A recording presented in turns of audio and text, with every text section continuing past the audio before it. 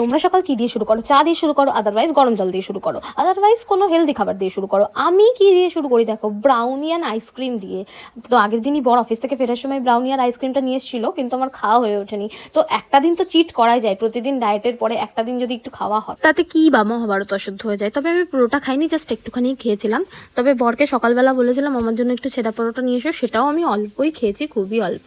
আর তারপরে আগের দিনে রান্না করা চিকেন ছিল, সেটাই 2 পিস খেয়ে মর্নিং ব্রেকফাস্ট কমপ্লিট করলাম। তারপরে দুপুরে জাস্ট কি খেয়েছিলাম, দুটো স্যান্ডউইচ, সেটাও ব্রাউন ব্রেড দিয়ে, টমেটো দিয়ে, একটুখানি চিকেন দিয়ে কোনো রকম খেয়ে নিয়েছিলাম। তারপরে সন্ধ্যাবেলায় গিয়েছিলাম আজকে আমার বার্থডে গিফট কিনতে। তো বরকে এবার বলেছিলাম একটা সিলভার রিং নেব, তো সিলভার রিং নিতে গিয়েছিলাম। একটা সিলভার রিং নিতে গিয়ে আমার দুটো রিং পছন্দ হয়ে যায়। তো ওকে বললাম তুমি একটা আমায় গিফট করো আর একটা আমি আমার নিজেকে গিফট করি। নিজেকেও তো মাঝে মাঝে সেলফ প্যাম্পারের দরকার আছে। আর আমরা করেছি না একটা হিউজ লেভেলের শপিং, একটা হিউজ, মানে সে বলা যাবে না, দুর্গাপুজোর শপিং পার করে শপিং করে নিয়েছি। কারণ ট্রেন্ডসে চলছিল না মারাত্মক সেল।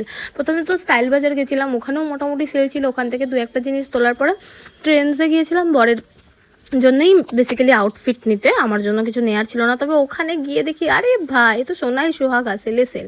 আমি বললাম তুমি এখন কিনে দাও, আমি পুজোর সময় আর তোমাকে জ্বালাবো না। আর নিজেও কিছুটা কিনলাম।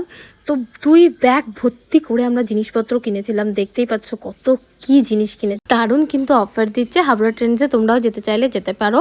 আর এই ভিডিওর ফার্স্ট পার্টটা তোমাদের সাথে শেয়ার করলাম, সেকেন্ড পার্টটা নিয়ে আবার আসছি পরে।